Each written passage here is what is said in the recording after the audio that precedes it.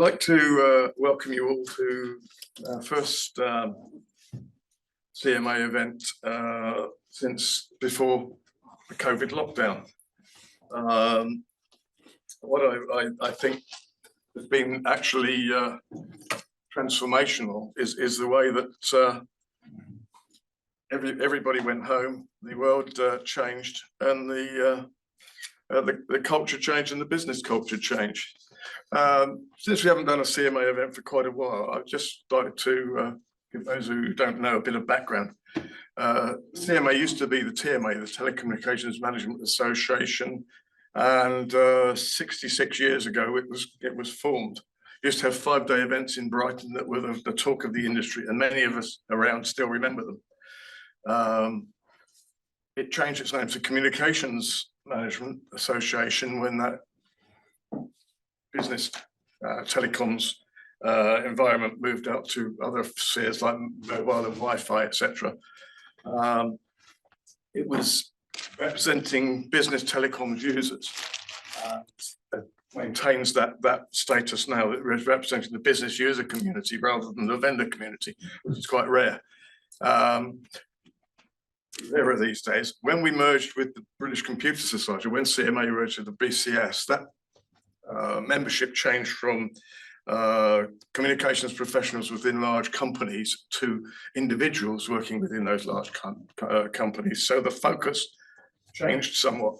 And the way we address our membership and express our influence in the industry has changed somewhat. As I said, our last event was before the COVID lockdown. We were hosted in the BT Tower by Howard Watson and had most of the leaders of the industry at the time on our 60th anniversary event looking forward. Those presentations are still on our website, and it's quite interesting to look at them now in a post-COVID world to see what the visions were then from DTI, Ofcom, the regulators and whatever. Now, because people went home, they're sitting on consumer networks, even though their businesses don't know what networks they're on, and the boundaries of the business network are somewhat tenuous. When they went home, they were probably homeschooling their kids. Their partners were probably doing social media on their nice business laptops. The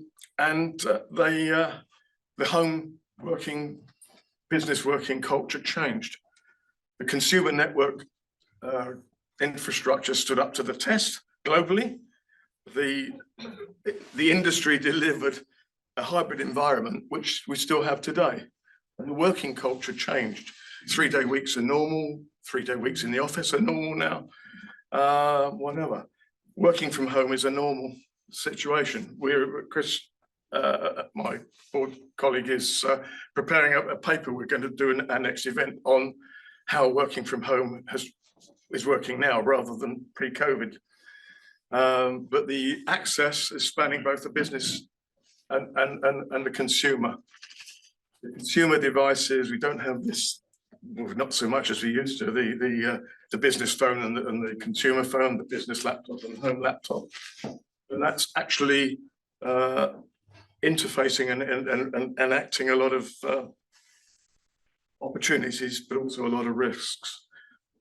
You know, maybe the kids have been catfished and those pictures are being used in ransom attacks on the business laptop, etc.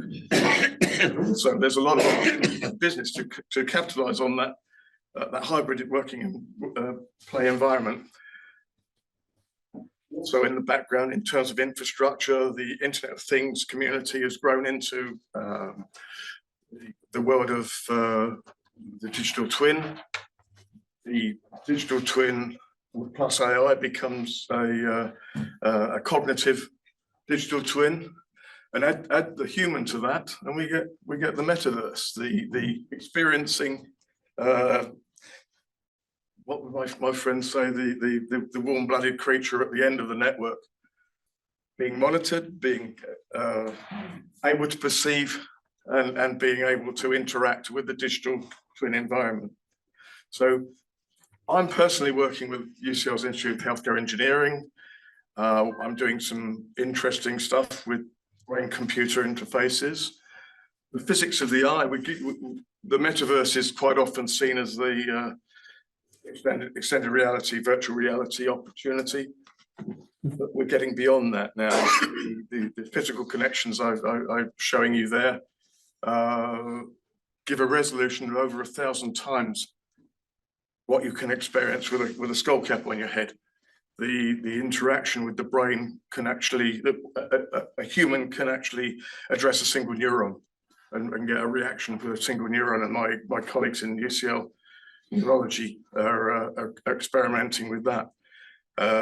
The interface and whatever requires new protocols, but one of the big benefits we're seeing is that as well as actually controlling remote prostheses. I mean, my old friend Kevin Warwick was doing that 20 odd years ago when he had a chip in his arm controlling a mechanical arm at MIT, which MIT didn't like the fact that they weren't the first, but that element, the control of prostheses, hasn't grown a lot. What is being experienced now is that it's two-way, and the metaverse I see as two-way. The prosthetic arm at the end of the network, the human can feel touch, feel temperature. There's remote noses, you can feel smell, and that integration of the human into the experience. We're right at the beginning of a lot of new stuff, which David and Christina will tell you about later. So what I would like to do now is look at also the social interaction. We're wearing smart watches. I'm seeing now smart rings coming out. These ones are proprietary. I know that Samsung, Apple, whatever, will be launching whole ranges of these, which not just detect your wellness, your health, your blood pressure, and whatever, but also location. It will interact with other wearers of similar devices or members of those social platforms. So it's integrating with communities through a ring, and means you can wear a decent watch instead of an ugly smartwatch. But this convergence of work, play, social media, interaction, feeling, I think is what we're getting towards with the development of the metaverse. What I'd like to find out tonight is how the business opportunities and maybe risks are being developed through this interaction. So what I'd like to do now is introduce first of all, David is the CPO of Vodafone. He's also recently published a book, which I'm sure he'll tell you about, and worked from the provider of the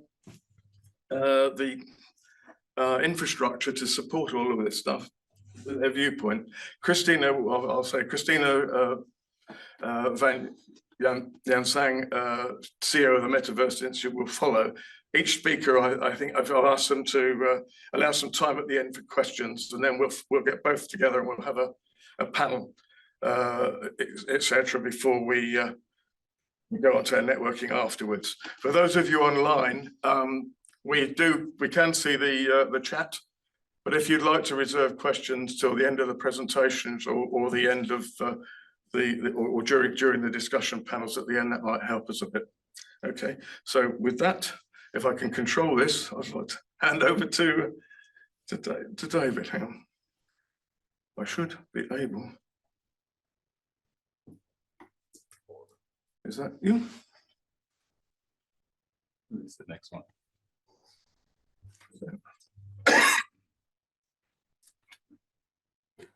Not good at this.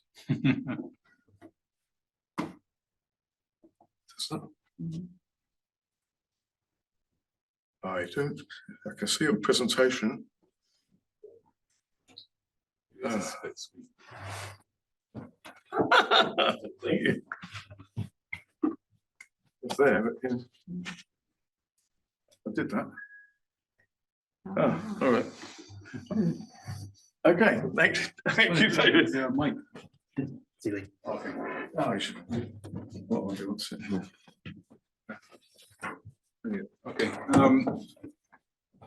So thank you for inviting me to this event. I'm a big fan of the Institute and in the preambles that we've had before, there's certainly a lot of knowledge, but I think that knowledge shows that we're on an evolution, a very fast one, in terms of evolving to the metaverse and AI and these different technologies. So today I really want to discuss communications in the metaverse, but the question I'm asking is this the beginning of a new infrastructure? Before utilities and infrastructure was about telecoms networks, 3G, 5G infrastructure, fiber. We've got satellite infrastructure. And is that changing?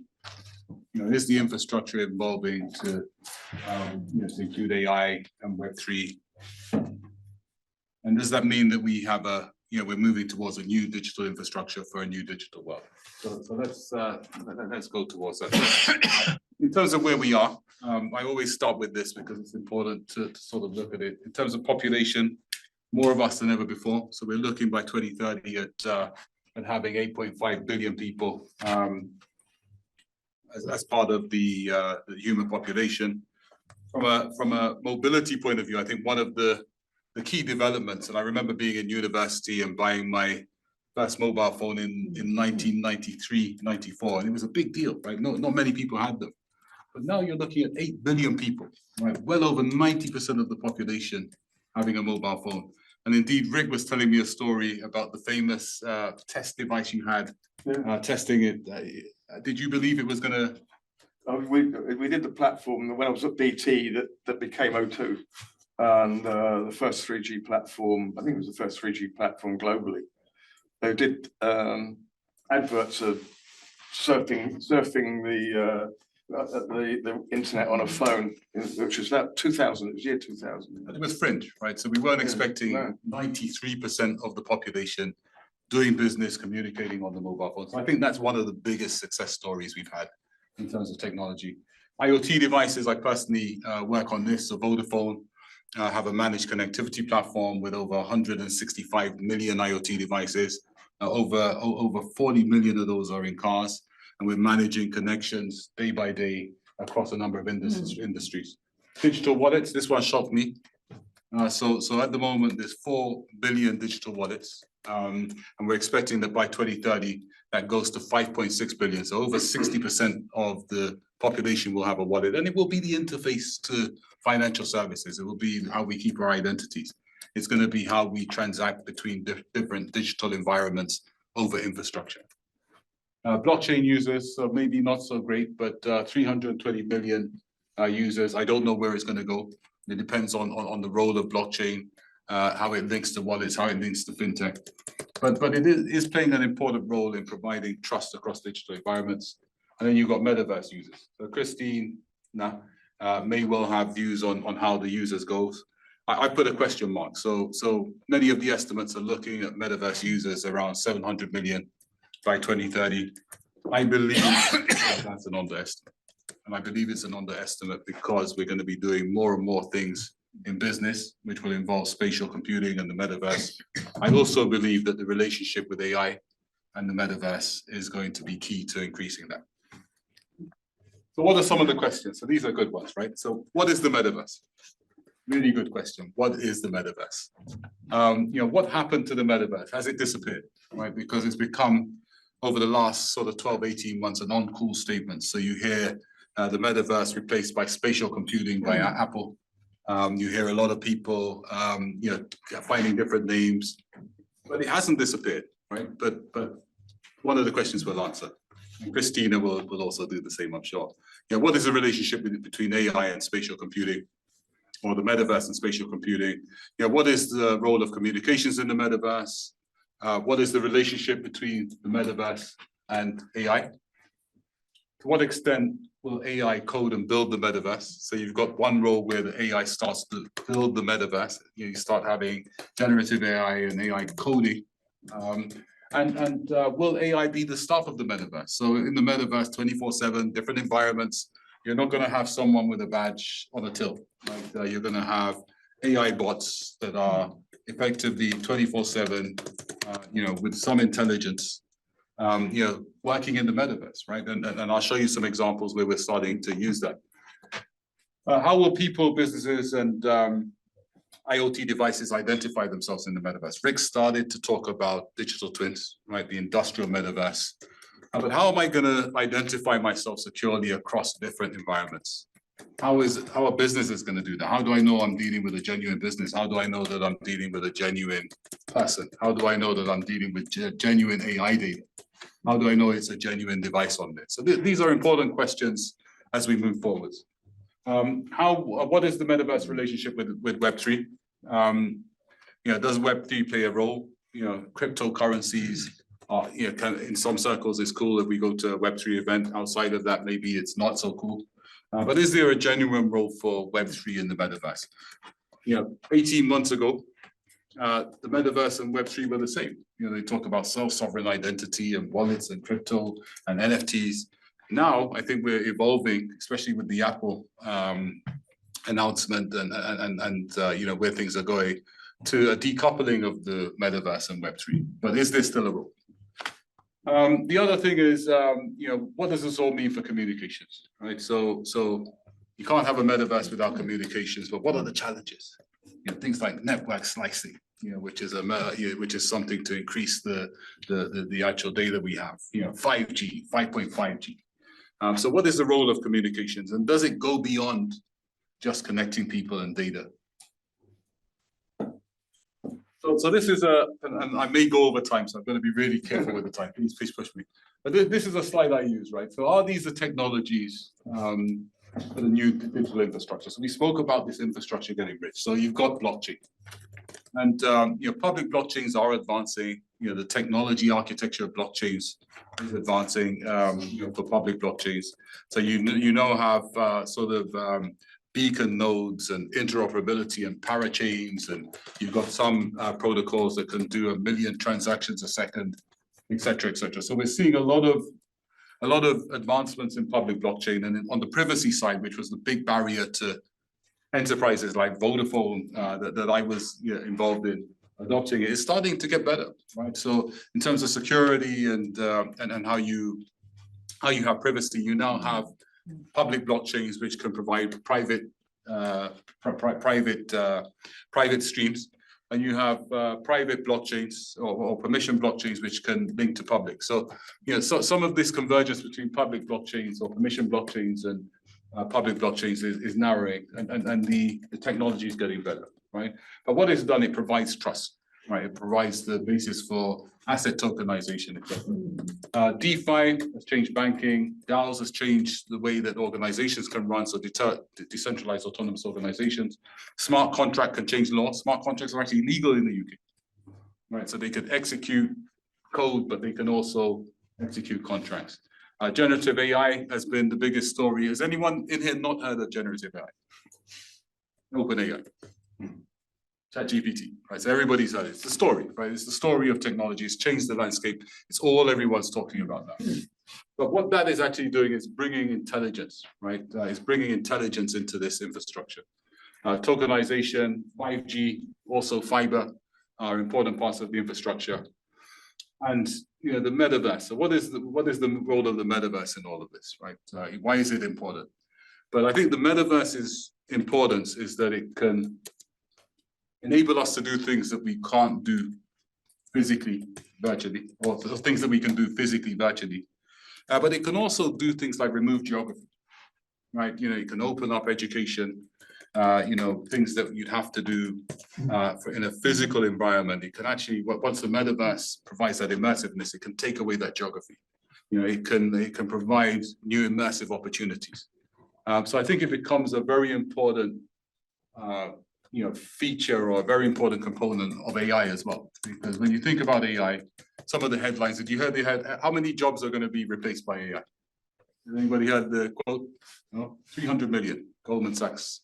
The CEO of Goldman Sachs projects 300 million. There's other things, and there's also a lot of talk that AI will create a lot of jobs. But how is it going to do that, right? Where essentially those jobs that will be replaced by AI or tooled by AI interact with people. It needs an environment. It needs a persona. It needs an interaction point. And this is where I think AI will be key to this new infrastructure, because it will be, I describe it as the metaverse being AI on Earth. It's the interaction point between people, businesses, IoT devices, and contact.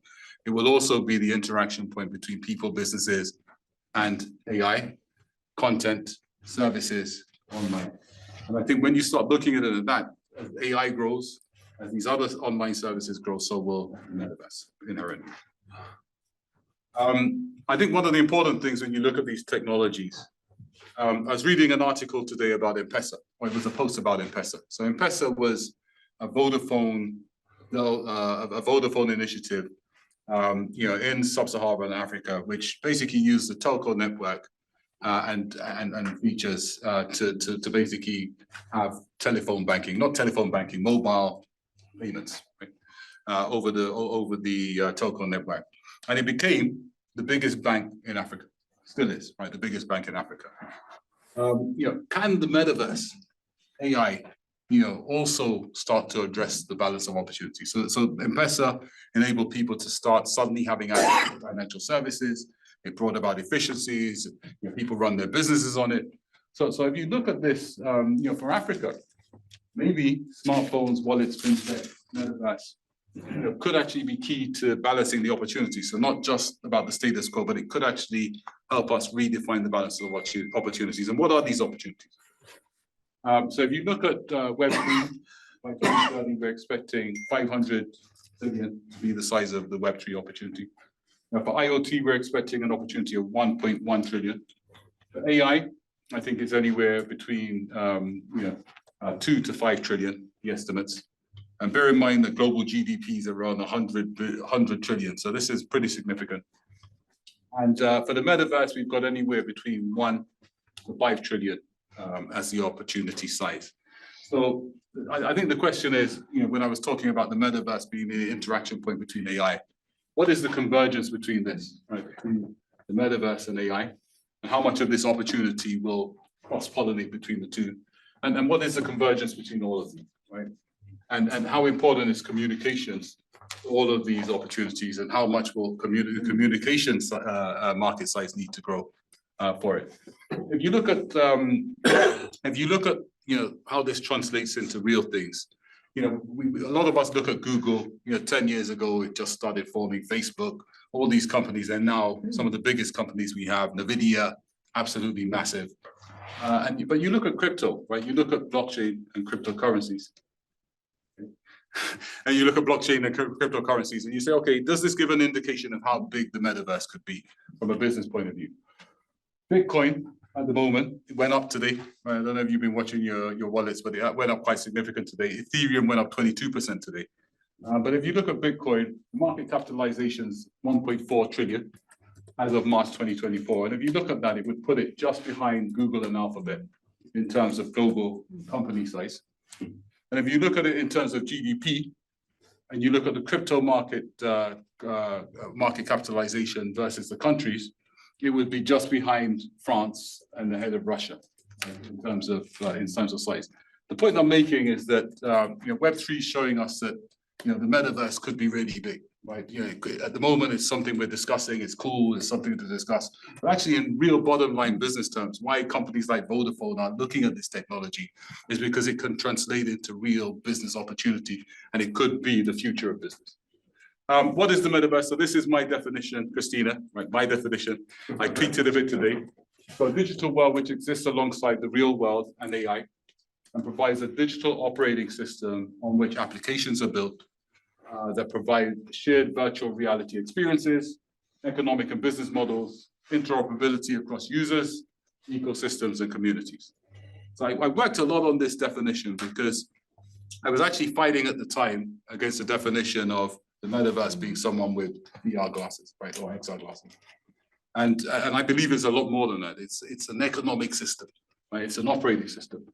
And how big is it? So these are some of the factors that I think play a role in the opportunity side. So speed of, in terms of realizing this opportunity, the speed of government policy and regulation, the rate of investment in the metaverse, the increase in user demand, the rate of technology development. So how quickly can we get processing and rendering and some of these things that are key to it.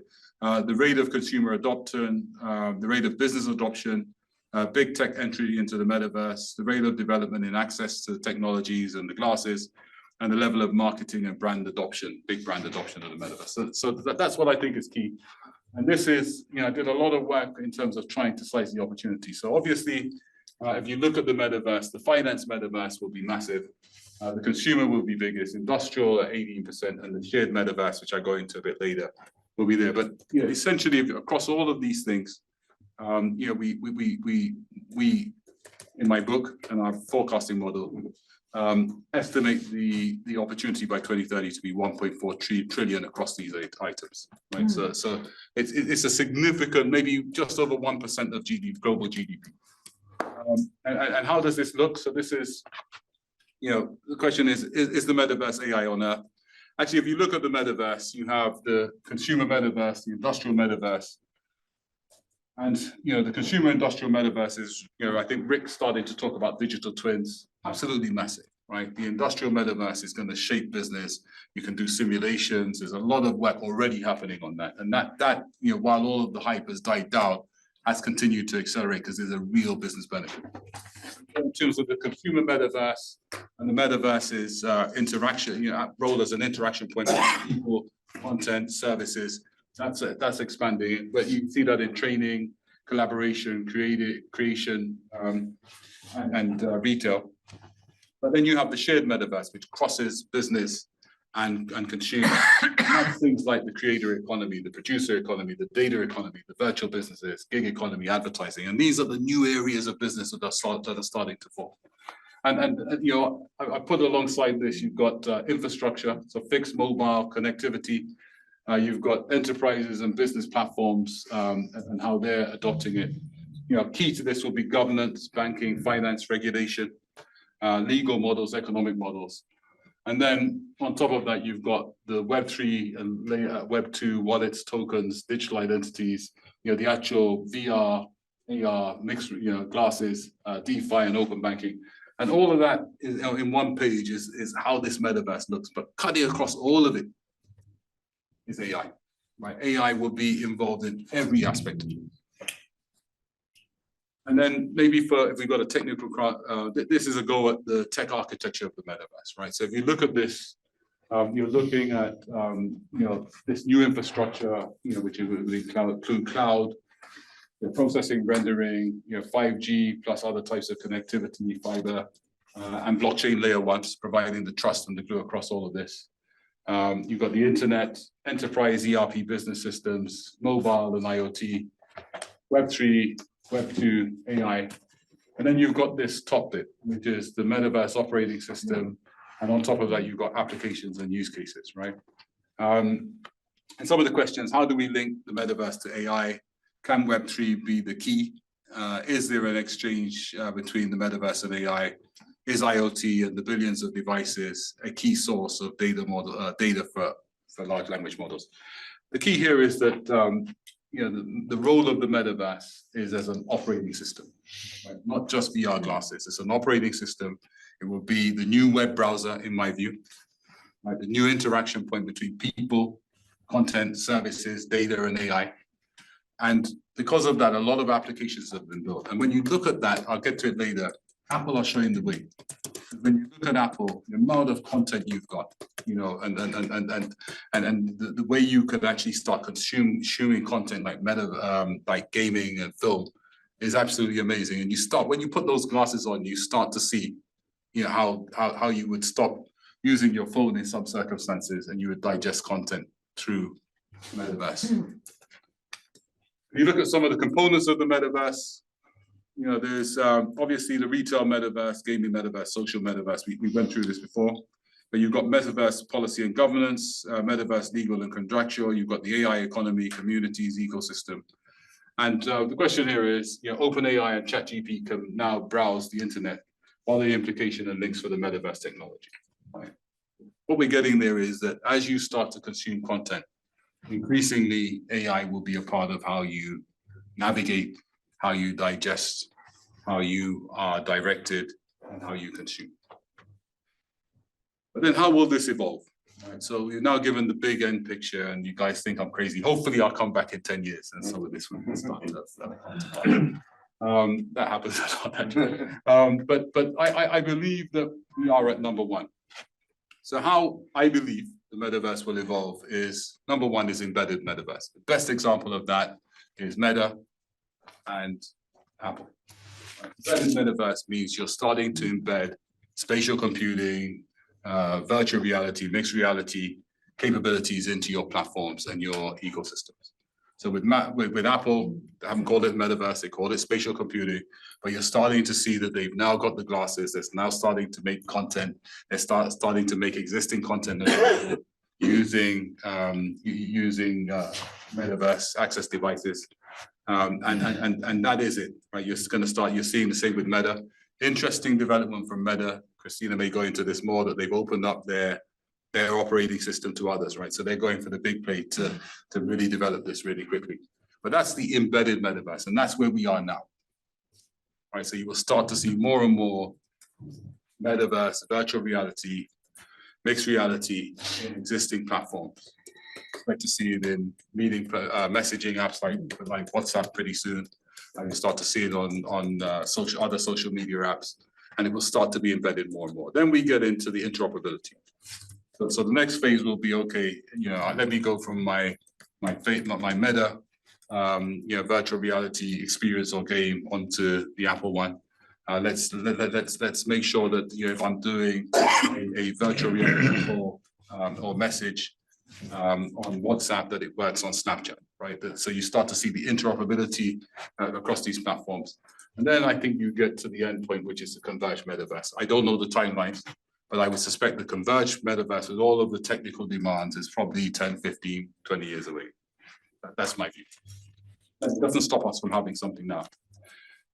Let me get into, I actually forgot to put one of the key diagrams in this presentation, but I'll try and talk through it. Let me get into this stuff about how do you move across these embedded metaverses, how do you move across it? And what is the digital identity that will allow you to have a recourse to legal relations? Because it's very interesting that you can do a lot of things, right? But there is always a liability. So if a business does something that is wrong or fraudulent or misrepresented across different environments, how do I know I'm dealing with that business? And how can I have a recourse to legal resolution? Same for me. If I go into the metaverse and it starts becoming real, and I do something that's wrong or inappropriate, or I misrepresent myself, how is the other people that I interact with going to know and trace me to a real person and have recourse to real legal relations, legal resolution? And the same thing for trademark. If I rip off something that Rick did, possible, in terms of IP or trademark or whatever, how am I going to get that back? So one of the things that I put out maybe 4 years ago was the possibility of using the phone number as the key digital identifier in the metaverse. Because essentially, as I go across different environments, if I go across different games, if I go across different businesses, the phone number would give you one key thing. And I discussed this today at the Future Identity event as well, which is it would give me the ability to know KYC, know your customer, or know your thing, or know your business, right? It gives you the ability, because as telcos, I think there's a lot of us in here, we actually check out our customers, right? Our postpaid customers at least. So there's some know your customer or know the person that's done. And the phone number, we know, scales. We know that there's a lot of processes and authentication around it. So actually, it could be a very good way of saying, actually, if this metaverse is to accelerate, let's use some of the stuff that's there. One thing's for sure is that we can't have a new legal system, right? The new legal system that we've had has evolved over hundreds of years. I think you dated back to the 16th century or whatever. It's evolved over hundreds of years, right? For the metaverse now to have a parallel legal system, it's not going to happen anytime soon. So for the metaverse to move quickly, it's got to fit into some of the infrastructure we have, including the legal infrastructure. The phone number could be the key to putting these things together, because it will allow you to link to a real person or a real business with a real location and jurisdiction, with the ability to have legal relations. I'll go on. So I went into Apple, and I think this was one of the most important announcements that we've had. right, in terms of the metaverse chronology. Now, what was interesting about Apple is that they didn't use the word metaverse, they used the word spatial computing. But this headset I used at the Mobile World Congress is an absolute game changer. Absolute game changer. You can go onto the plane and watch a 3D movie. You know, you can organize all of the things you have on your iPhone into different spaces. If you haven't used it, you know, I think it's coming here pretty soon. It changes everything, but it proves the point that this will be a very important interaction point between people, content, services, applications, games, retail in the future. So I go into the metaverse feature set. Some of the metaverse features for business, and I think Rick was asking about this, you know, why is it important for business, right? So I think the first thing is it provides an immersive experience. And this is the one that we've concentrated on. And I think it came out of COVID when we were all locked down and we said, okay, can we do things that we would do physically, virtually? Can we have a party? Can we continue having our education? Can we continue our training, our socializing, et cetera, et cetera? So there's a lot of emphasis on immersiveness, and that's obviously you know, an important feature set. I think the other thing is that it removes geography. Right, so I think this is really important in terms of resetting the boundaries of opportunity. There's something the metaverse does, and I studied this in my book. I'm not pushing my book, but it's in there. Right? I think it's really important. Is that when you apply the metaverse to a use case, or am I over? No. Yeah, when you apply the metaverse to a use case or a market, what does it do? It increases supply of digital services or goods, because it's infinite. You know, if you want to buy one park lane or whatever a land plot in the metaverse, you can have many of them, right? Because you can have it on one platform, and if the demand's there, multiple platforms without policy governing it, can come up to provide the same thing. You essentially have the concept of infinite, perfectly elastic supply. Right? And then what it does, it also can increase demand, because increase in supply will reduce price, which will increase demand. So you look at that and you say, okay, if education is digital, what does that do to education? Well, it lowers the price and increases supply. Take Harvard University. How many people across the world with the natural talent and competency, you know, could do a lot of great things if they had access to a Harvard education? Well, apply the metaverse to Harvard. Right, what will it do? Immersive experience, so you can do more and more online. You increase supply. It will increase supply because actually, unless there's a policy governing it, you could have infinite amounts of Harvard University education. And then, you know, a lot more people could afford it, so it will reduce supply. So you have more and more people with Harvard education. Is that a good or bad thing? Well, the markets may want to manipulate that to keep the price high and profitability. I haven't gone into that. But effectively, the point I'm making is that it can do a lot of good, and it can actually reset the boundaries of opportunity and equality, which the world needs, right, from a personal point of view. So you look at that. So I think that's important. Removes geography, portability via identity, so you can move across different worlds.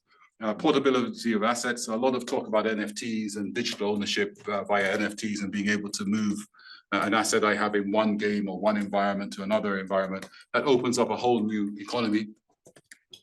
You know, this is something I discussed with a friend quite a lot. Bringing people back to life, like, to change the way we interact with history. You know, at the moment, my history, well, I'm almost as old as Rick and the others, right? But history was a book, right? I remember going to the Ealing Road Library, right? You know, getting books, and half the time you wanted to do the history homework and you couldn't get it unless the book was there. But it was a flat page with, you know. Now, you think about it now, as we're collecting more and more data and film, you could actually immerse yourself in that history. You can live in that history. You could visit a time and interact with people. And actually, could it bring people back to life with all the data that's being collected on us? What we do and what our opinions are, and the power of AI. Could I actually go and see my grandmother or my great grandmother, or interact with other people? You know, go and have a talk with Steve Jobs or whatever. It has the power with AI to bring people back to life if the data is available. You know, this is a fundamental change in how we interact with the past and how we interact with people of the past, right? And how we are. Could it make us live forever, right? Digital. if there's enough data, and AI can start to adapt how we would react to things. So I think these are some of the things, and I think there's some important things. You know, you can travel through time, etc. But some of the practical things. So let's get back to how this can be practical. Somebody's disabled. They want to go skiing. They want to experience what it's like to go skiing. Or somebody has travel sickness. They can't travel. They don't have the money to travel. They want to see what it's like to go to the Bahamas or whatever. Metaverse can make that possible. It could actually give people who are disabled or disadvantaged a chance to experience things that they otherwise couldn't do. That's a practical example of how the metaverse could change something now. For business, I drew this sort of matrix to say, okay, from a business point of view, how would you position the metaverse, right? So two main factors, remove geography and increase immersiveness, and then you start to get some of the things. So metaverse university, metaverse gaming, remote medical procedures, our showrooms, I'll show you that. Metaverse entertainment, metaverse land. These are some of the things that have high value added from immersiveness, high value added from and I think we're only beginning to scratch the surface of what's going to come. What does this mean for communication? So part of what we've done, personally, Vodafone and the Peerpoint platform that I now lead, is to link the SIM card with blockchains and platforms, and link and use what we've got in the SIM card. So we have a hardware secure element, so a secure element, and we have the ability. We have an applet that can produce multiple private public key pairs. We also have GBA. So for those of us in the technology, in the communications, there's something called generic bootstrap architecture, which is a symmetric key which we can bootstrap to the SIM card. Essentially, what that means is that we've got the hardware to support wallets. We've got the hardware in the SIM card to authenticate identities, and we've used elliptic curve bridges to bridge that securely to platforms, blockchain platforms, so that any device with that SIM card can externally sign online securely. And you suddenly have security at the edge for billions of IoT devices, and essentially billions of people who want to use this technology in their mobile phones. And this is our first step to link communications to these new platforms that form part of the digital infrastructure. And how could this change the way that we communicate in the future? So if you look at this, I keep turning around because I have the screens in front of me. How can this change the way we communicate in the future? And at the moment, I keep referring to RIP because I think we were on an early journey with communications. But you have circuit switch, right? So you have the ability to make voice calls, and we now do that, over mobile networks, which I think is one of the biggest achievements we've had. It's connected the world, it's changed the world. But how will that evolve in the metaverse, right? And how will you communicate? So in the metaverse, at the moment, 90s we were largely get physical to physical. Now we've got a lot of physical to virtual. So this is where I can be in a physical realm, and I can then go to communicate with someone on a platform or a messaging platform or a game. And there's been a lot of issues about how we can secure that. I think as you move into the metaverse, communications will need to evolve. So it's more about how I can communicate securely across environments. So how can I go from Fortnite into Meta's Quest? How can I go from one social media to another securely? And how can I be identified? How can my payment credentials be authenticated, right? How can my jurisdiction, where I live, be authenticated? How can my identity and my age be authenticated in some cases? And that is where I see a convergence where the phone number could be the identity to then link what's happening in the virtual world back to the physical world. But it's also where you start seeing the convergence of communications with digital identity, forming the first layer of this new infrastructure. And I see the phone number being critical.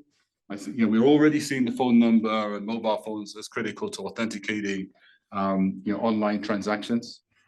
As the wallet starts to increase, as the wallet becomes the way we hold credentials and how we start to spend and be authenticated across different platforms, I believe that it's a logical move for communications and communication service providers to start moving in this area.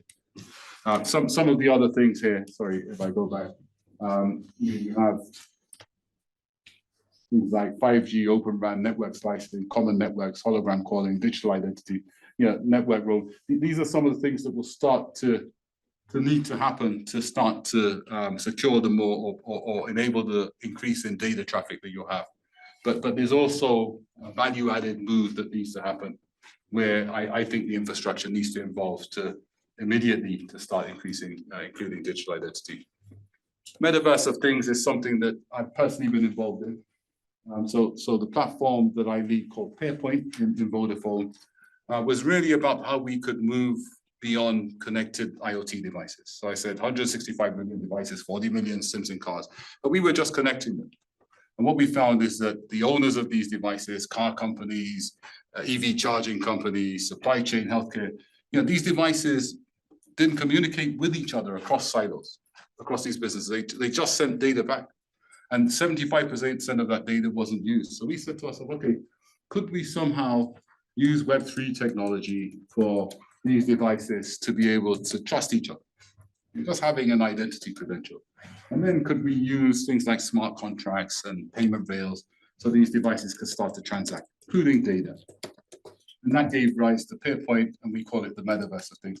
Metaverse of Things because a big amount of these devices, and there's maybe 20, 30 billion now, provide a lot of data. That data is going to start going into large language models.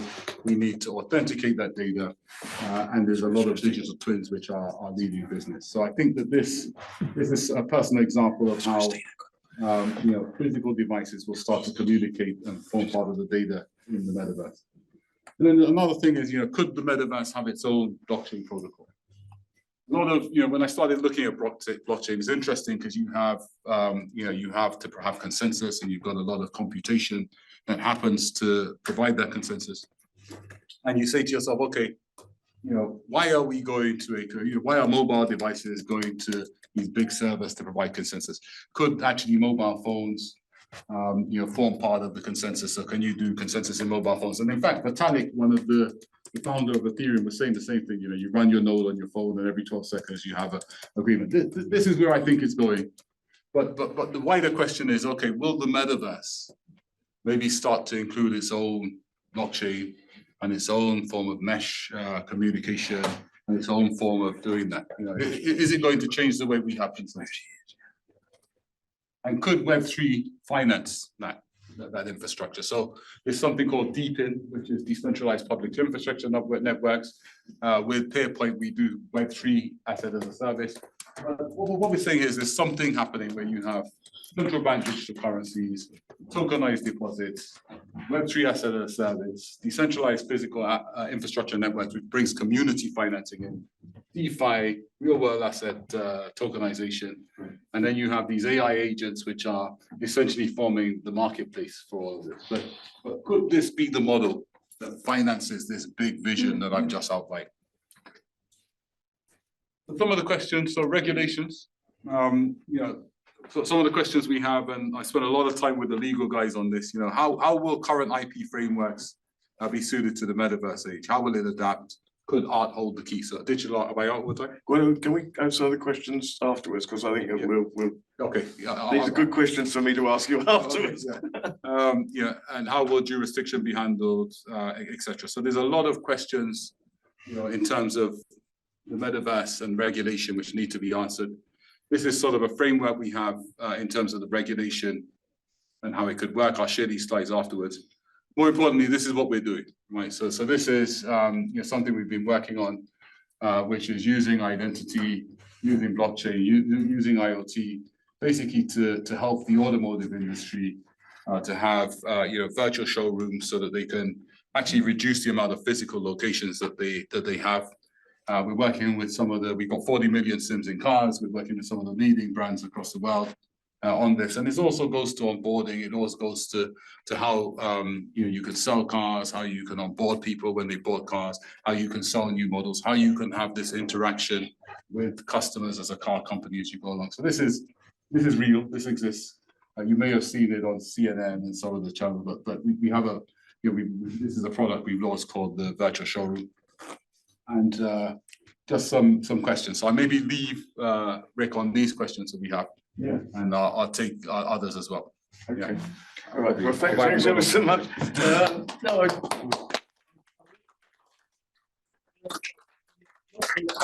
questions we'll bring into the discussion afterwards. I think that what I'd like to do. And Christina, I've known for 8 years, and a more personalised view. And I think that your overview of what from the infrastructure side has happened in Pesa, a good example. The more or less the whole of Africa running on a text-based service. People don't realise, what you can do with SMS. What can we now do with the basic technology? I don't think we'll have to wait that long. No, it's already starting to happen, but yeah. I think Web3 is key, and the blockchain events yesterday, one in Parliament and the other one with the blockchain conference now, is showing what can be done. What we need is the government to strip them with the regulation. And there's a lot of that in terms of the legal side. So, Christina, I will try and work out how to. You said we'll share the slides after. I'll share them. Yeah. If there's any questions, we can't take them now. Just message me. Yeah. And I'll answer them. Yeah. Yeah. I'll just.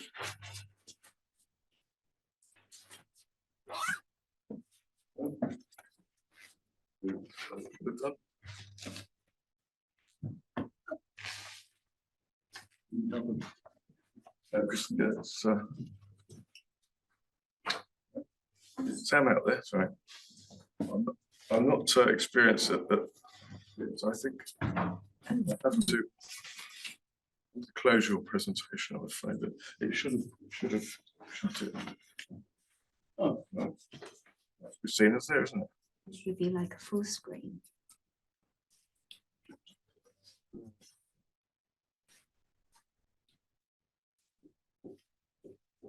To go up there. Can you see the cursor? Oh, it's up there. What I'm seeing up there and what I'm seeing on here are two different things.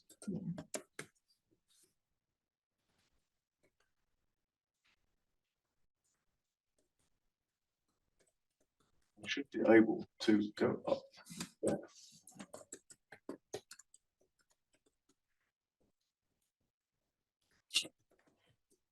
Okay. Be able to get the present mode and it doesn't. And that.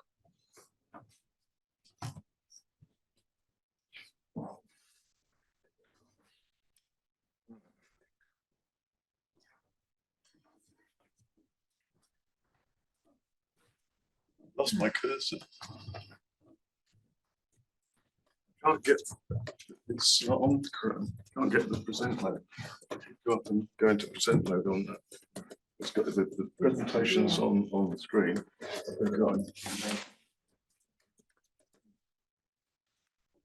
Here. Ah.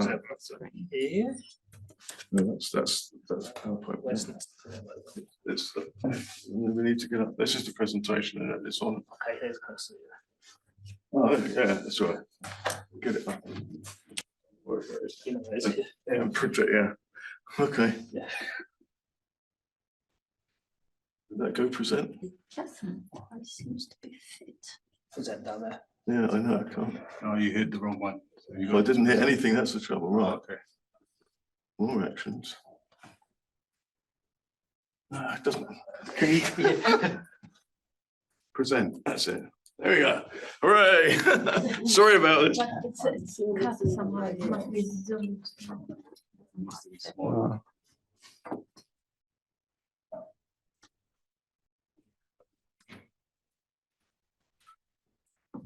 There we go. Yes. Thank you.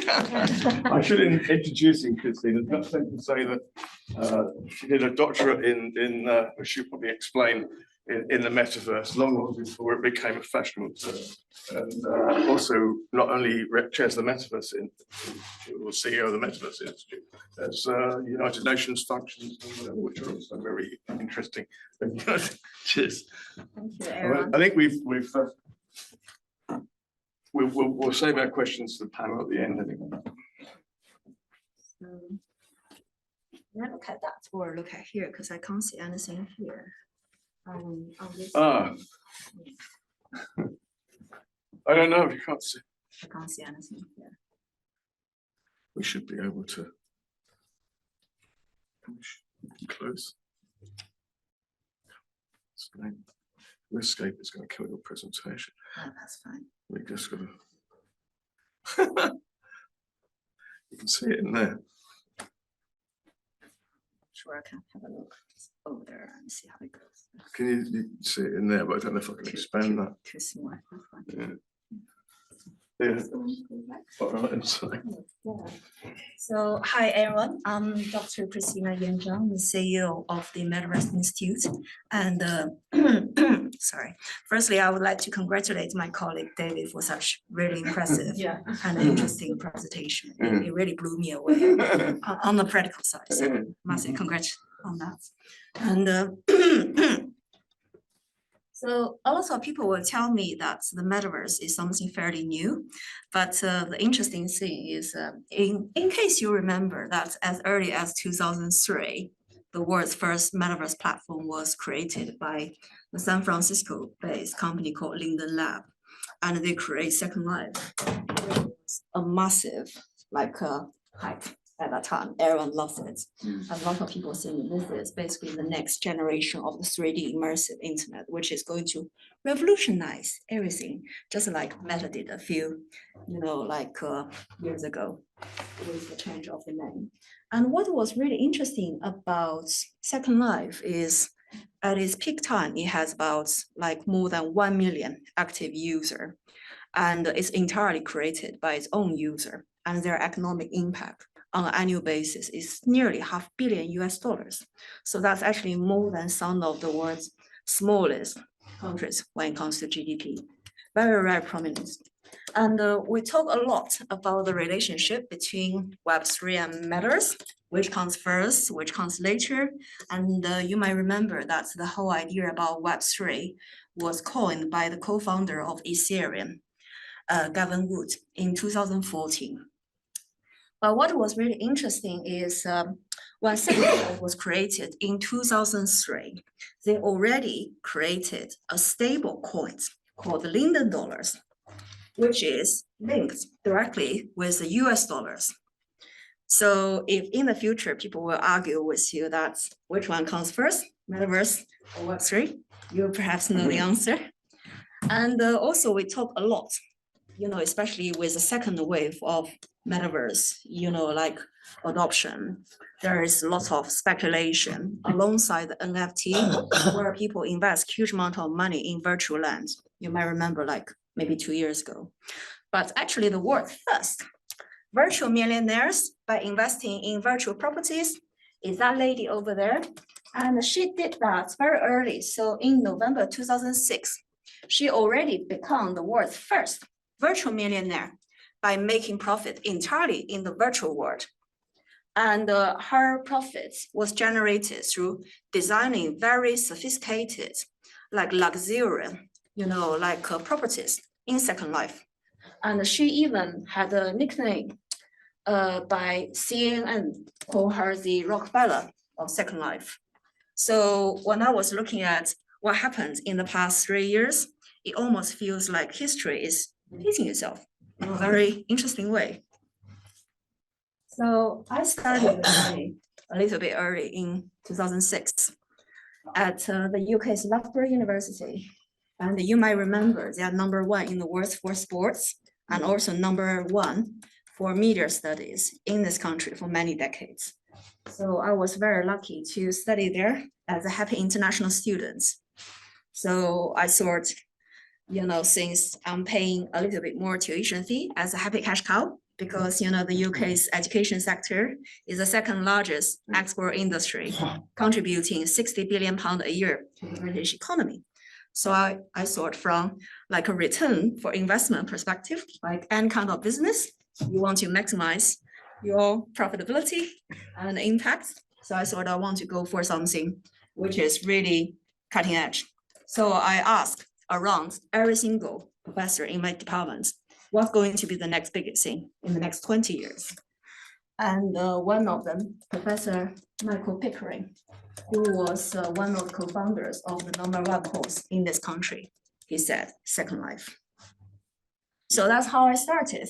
But you know, for any kind of technology, if you want to, you know, really identify effective, like proof of value rather than proof of concept, you need user case. And for me, a happy international student who doesn't really know much about the real business world, the limited knowledge I have is about the international education of the UK universities and colleges. So that was my use case. So I was looking at how to use Second Life, the world's first metaverse platform, to develop international strategies for university worldwide, covering anything from their research capacity, teaching capabilities, enterprise, alumni relations, fundraisings, government relations. So it's like whole package. And I've been told that was pretty much groundbreaking at the time in the world. So I've been told that I shouldn't stop my research. So naturally, I continue my research, and but in entirely different subject area. So I was in social science for my master study, and then I jumped into civil engineering department to looking at how to use digital twins in the metaverse environment to simulate and optimize for the construction, engineering, architectural project, which I completed in 2012 on top of elected full-time sabbatical position as the first Chinese to the National Union of Students UK since 1922. So that was another interesting story. Maybe we can talk another time, but that was crazy. So the challenges thing is, I'm sure all of you will fully appreciate. When you try to do something which is truly groundbreaking, very few people understand what you're talking about. So at that time, I even got a nickname, and people say, Christina, how on earth did you get a full scholarship playing computer games every day? Sounds like the dream, because everyone loves playing computer games, but very few of them got paid to do a PhD on that. And I have to tell them repeatedly, it's not computer games, it's really the next generation of the internet. But still, very few people understand it. So now what's happening is getting more and more interesting. So at the Metaverse Institute, what we believe, the whole Metaverse has increasingly become a convergence of many different technologies coming together to really form the next generation of the 3D immersive internet, which is more immersive, interactive, and intuitive. That's why you might find it's very confusing, because different companies will choose different terms. And this is not my personal opinion, but someone told me that not every organization is very satisfied with the fact that Meta changed its name from Facebook into Meta, which sort of links them a little bit too closely with the whole concept of metaverse, to the point that a lot of other entities, when they want to looking at commercial opportunities or social impact within the wider metaverse ecosystem, they prefer not to call it metaverse. For example, Apple, they prefer to call it spatial computing, but it's the same thing. And if you're looking at European Commission, they are doing a lot of work on the metaverse, but they do not like people to associate them with a particular organization. So they call it next generation virtual world or Web 4.0. And now they call it Cityverse. So did you see that the name doesn't really matter? It's fundamentally how you see the whole ecosystem evolve over time. And I really like one of this theory proposed by one of the US entrepreneur called John Radoff. And he's looking at 7 different layers of the metaverse, which I think really helps to give you some basic understanding of how complex the whole ecosystem is. And if you have a look at the very bottom, it's my friends, a lot of you here, which is all on the telecommunication side of the infrastructure. So that can be anything from 5G, Wi-Fi, 6G, cloud, semiconductor chips, GPUs, and next generation of the materials to make the chips even better. So that's the foundation of the whole thing, because if you can't have that, you don't have connectivity. And then you move up. You have the very good foundation, and then how can you engage the user? You need to have very good human interface. So that can be anything like mobile phones. So what you guys are doing using this kind of like SIM chips to link with blockchain, IoT, etc., is very, very effective and interesting. And with smart glasses, you probably see Meta recently have like a new smart glasses where you can do live stream and taking photos, just wearing it, almost like Superman's, very powerful smart glasses, which is quite powerful. And of course, wearables, haptics, gesture, voice recognition, and if you want to go down further, Neuralink, right? And then the next level is all about decentralization. We all know that sometimes when some big tech company have a little bit too many data collections, they might commercialize that a little bit too far to the point the user might not be entirely happy. So they want to protect their data and privacy. So how can we do that? There is a lot of things putting on this layer about edge computing and things like AI, microservices, blockchain, to really decentralize, give the data rights back to the user.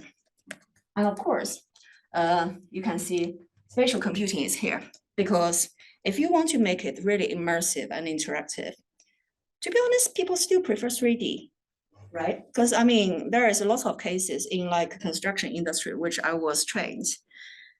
You can have beautiful 2D, sketches to tell your clients how their future house will be looking like. They will have no clue. They are not trained by RIBA, at different stages to visualize that professionally. So that's why we need to build lots of little models, 3D models to show them physically because they're paying for it. If they don't understand what you are going to build for them, they're not going to pay for it or not commission that to you in the first place. So I mean, that's the challenge. And using spatial computing layer, they will understand how the final product will look like, whether it can be the IT infrastructure, 5G or like 6G layers of the whole city of London, or it can be like the flood. We talk a lot about Dubai, how we can get the whole thing restructured. People need 3D environment to understand. So that's where all this kind of 3D engines, VR, AR, XR, multitask, user interface, geospatial computing coming in place. And also digital twin is a big part of here. And now we start to looking at creator economy because, for a lot of artistic people, unless you're from a very wealthy family, you don't normally study arts because, our artists don't always get, well paid, at least when they are alive, most of them, unfortunately. So, how can they have more opportunity to express themselves in different formats, whether it's sculpture or painting, or it can be movies, etc. 3D immersive environment provide a lot of opportunity in that kind of case. So I think that's why this part is start to become like really populated, give them unlimited opportunity for self-expression. And then, of course, I mean, during the 2D web stages, I was watching a lot of documentary about how Jeff Bezos, Google founder, started, their journey. At the very start of the 2D internet, people need to find the categories of the information like a blue page, how you say it. And we need the same kind of services.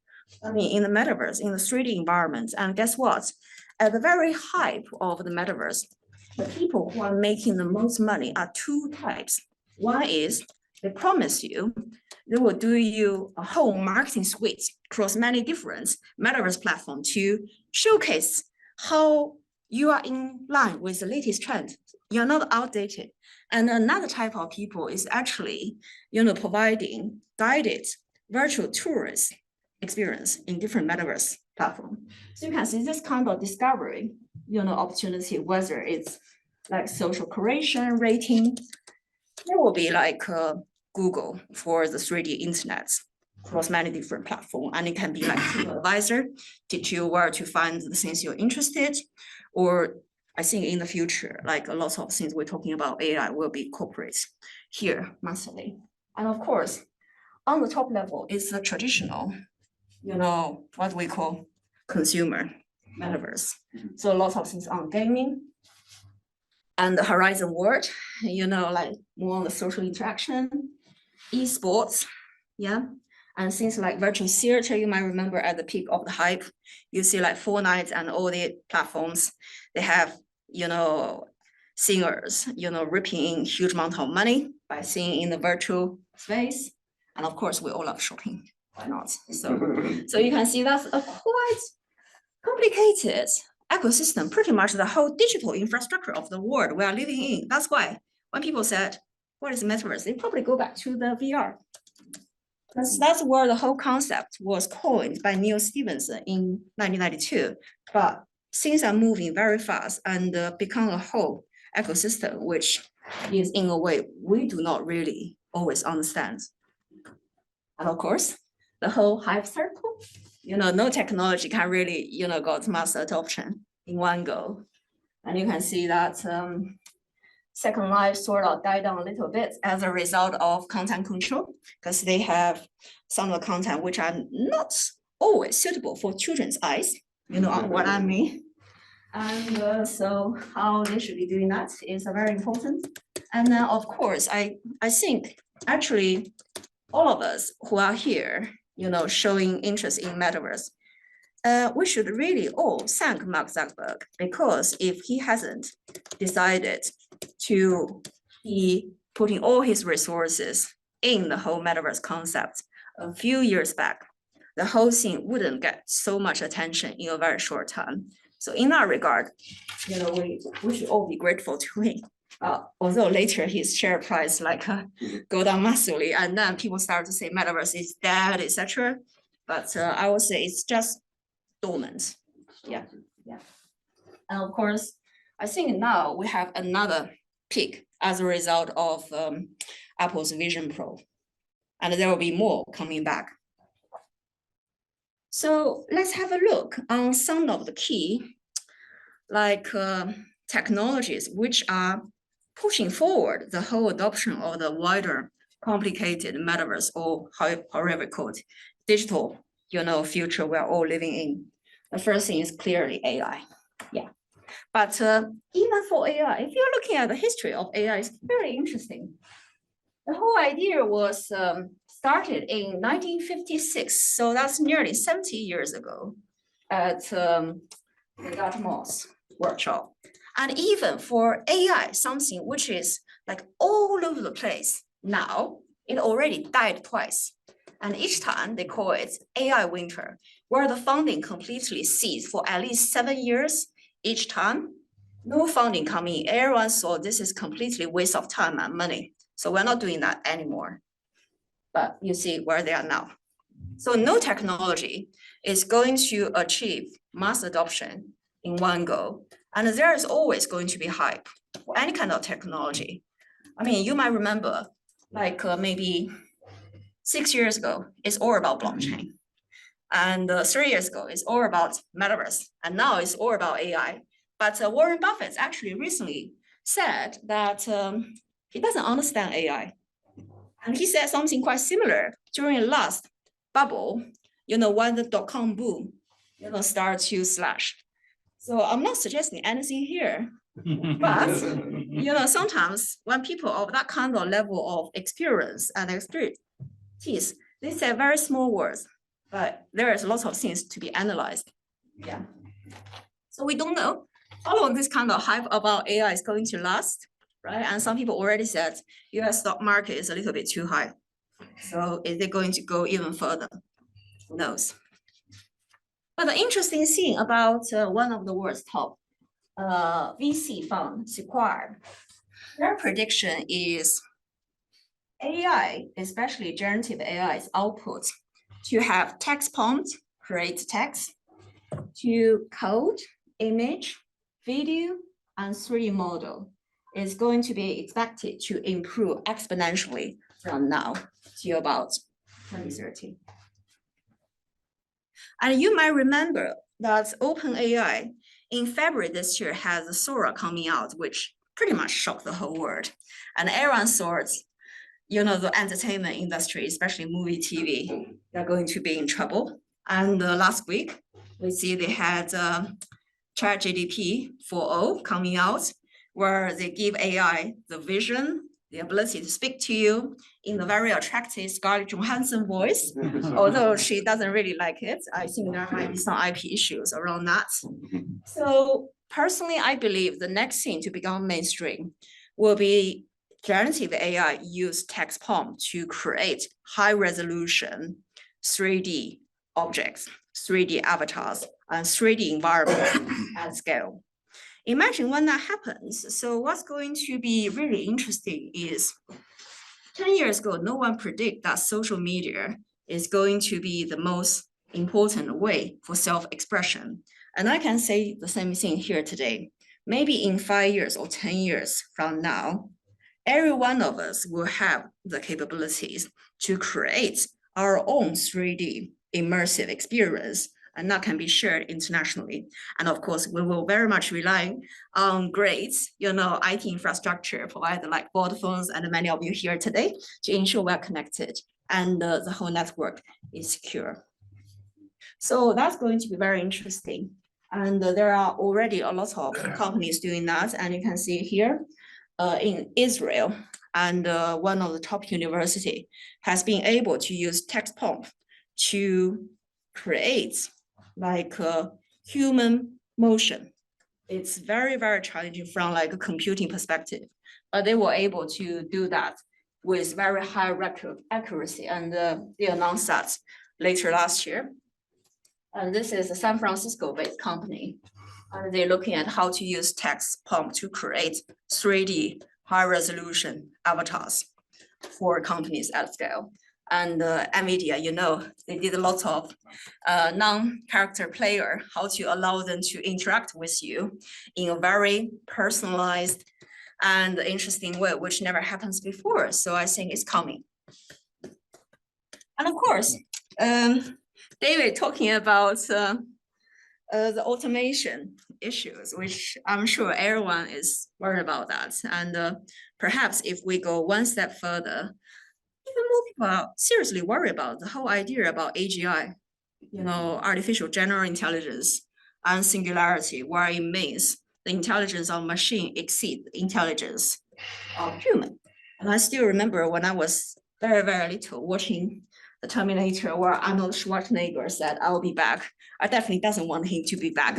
So I guess the issue is, so it doesn't matter what kind of technologies we are developing now, how should we really develop in the future to ensure all the many issues we're facing today, like global digital divide? I mean, we have 1/3 of global population, 2.6 billion, that's still connected, not connected on the internet. We have serious like energy poverty in lots of parts of the world, nearly like 1 billion population. They don't even have more than 4 hours access of electricity on a daily basis. So if anything we're talking about, whether it's AI or Metaverse or IoT, any kind of like technology, if they are excluded, that's not going to work for the rest of us. Yeah. So what will be the way forward? I think it's really important. It doesn't matter how technology is developing. We should always go back to the basics and see how the technology can really support a people-centered digital future. So when we say people-centered, does that support the diversity agenda we are all facing now? Because I mean, we have the digital divide between the urban area and the rural area, between men and women, between the younger generation under the age of 25 and the older generation above 60, and also between people from low economic social background and people from high social economic background. There is like lots of things need to be addressed. And how can technology support people from diverse backgrounds in a more personalized way is really important. And of course, I think a lot of time, for any kind of IT adoption, you can't get rid of all the existing infrastructure. It always needs to be a baby steps, hybrid, how you can support the existing infrastructure, especially when it comes to data governance, data interoperability, and data compliance, before you can do anything fancy, I think that applies to any kind of thing, either it's digital twin or AI or content, etc. So how should our world look like in 2040? We did some very bold prediction. One of the major things, whether or not you acknowledge that there will be a very prevalent convergence of our physical world and digital world in all kinds of level and formats through digital twin. And digital twin itself is not also a new concept. If you ever look at the movie Apollo 13, any of you saw that? You remember how they were able to get, the crippled like space shuttles back to the Earth. They have another like astronaut who was supposed to travel and did like simulation to analyze what can go wrong in the model like space shuttle on Earth in the lab. And that was very start of the whole concept of digital twin. That was in 1970. And then we had AutoCAD, right? You remember it's pretty much standard. And then we had building information modeling, BIM. But the whole concept didn't really get any mainstream attention until in 2002, when Dr. Michael Greaves, who was working with NASA, and he published a very famous academic paper looking at the lifetime management of a whole, advanced manufacturing, capability. And digital twin started to become more well-known in that case. And then that's only within like the academic field. But 10 years later, when Gartner listed digital twin as one of the top 10 future technology, and then if you're looking at the analysis of Scopus, one of the world's largest academic paper, digital twin related academic research and analysis only start to go up like that after 2012, when Gartner said this is the future.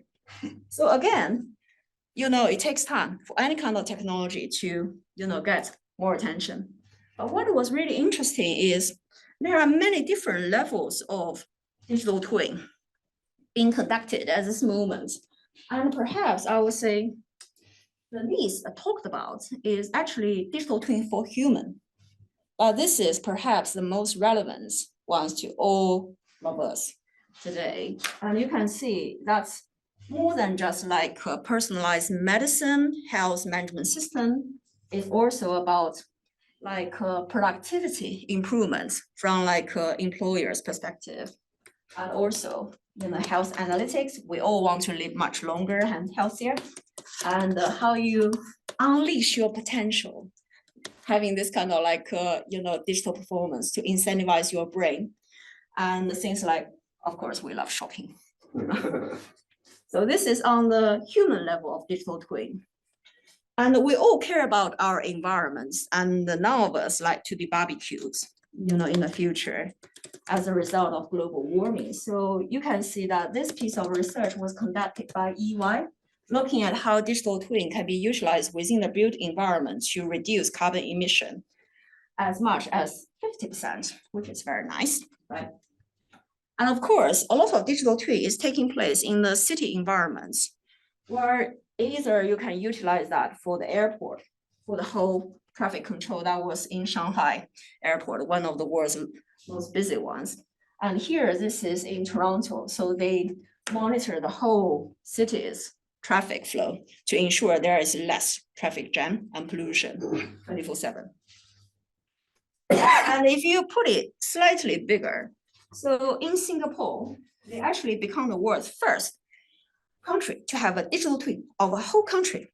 And what was really interesting is, as you can see, the way they created the digital twin is using laser scanning capability to capture the surface data of the whole country, together with thousands of satellite image, from the outer space, to create a really dynamic model, using that, to capture, how they can install solar panels across a whole country each year for another 350,000 solar panels to help them to achieve net zero in the years ahead.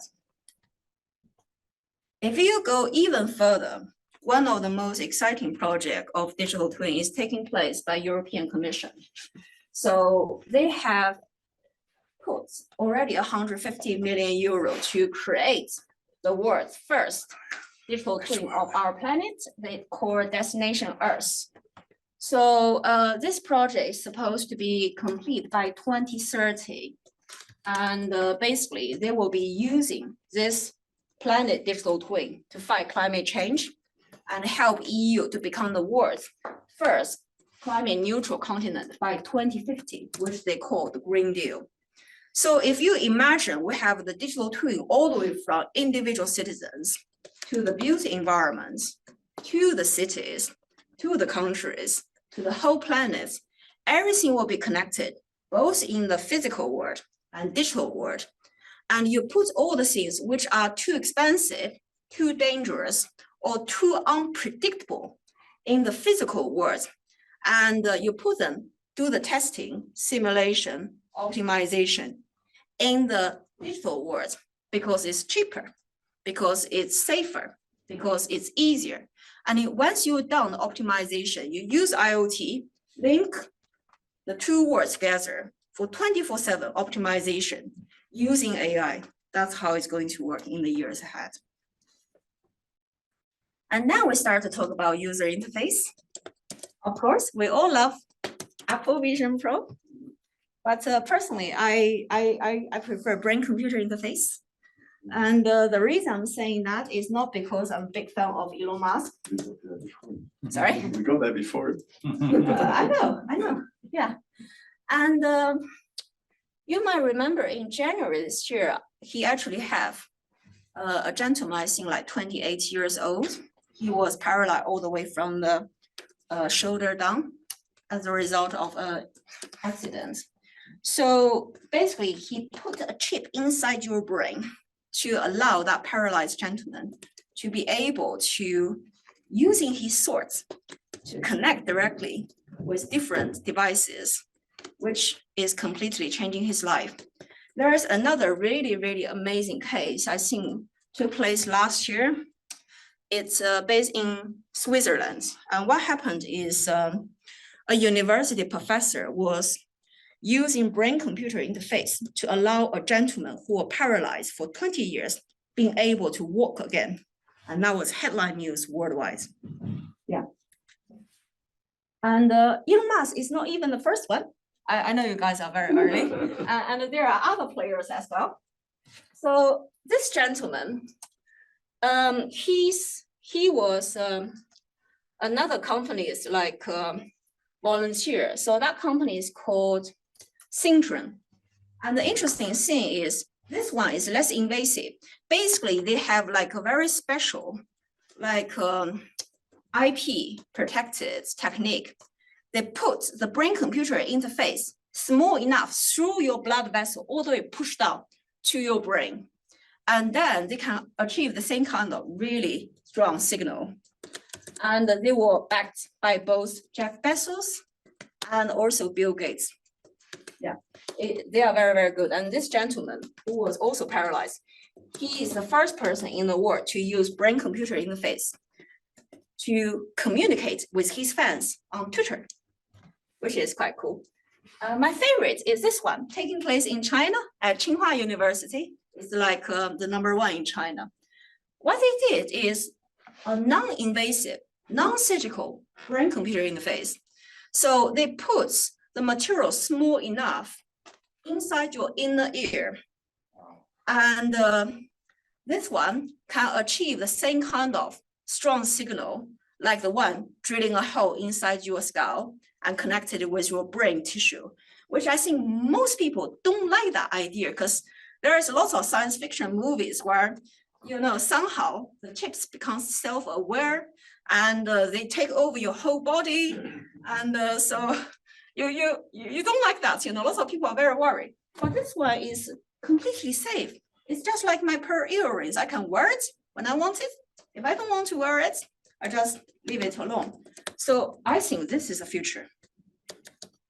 And it's already been commercialized.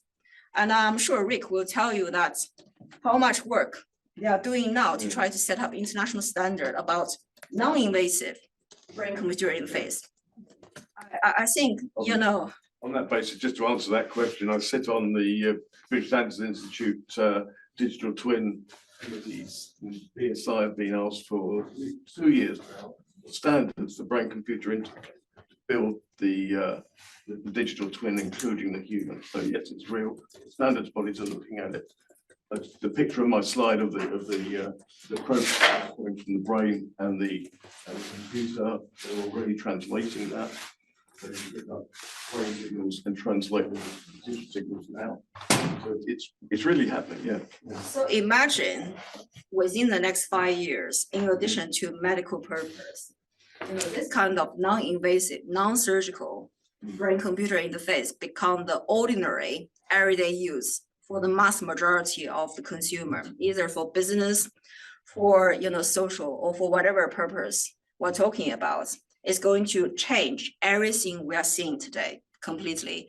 And we don't even need to worry about the fact that Terminator is going to terminate us, because we're probably going to terminate them, because we will have more brain powers than the machine, because they are going to facilitate us to become like superhuman, which will be quite cool, right?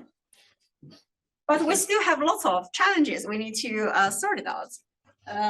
Computing power, right? Any kind of, you know, like digital future we're talking about, a lot of time it's not really comes to maturity because of either security issues or computing power limitation. But we already have some part of the solution. I mean, quantum computing is really helping. And you might remember in like 2019, Google made a major announcement where they achieved quantum supremacy. And what was really interesting that they developed a quantum computer which can run 158 million times faster than any existing high performance computer. And to give you idea, to calculate the very complicated, you know, like mathematical computation, which used to take 10,000 years, and now it's only 4 minutes. That's the difference. And they are also pushing forward the boundary massively.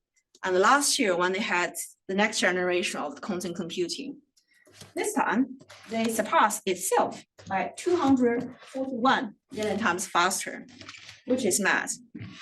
And actually, I think at the end of this month, there is a major conference by the economists about commercializing quantum, because a lot of big players are all jumping into the space to see how they can identify commercial opportunities within this area.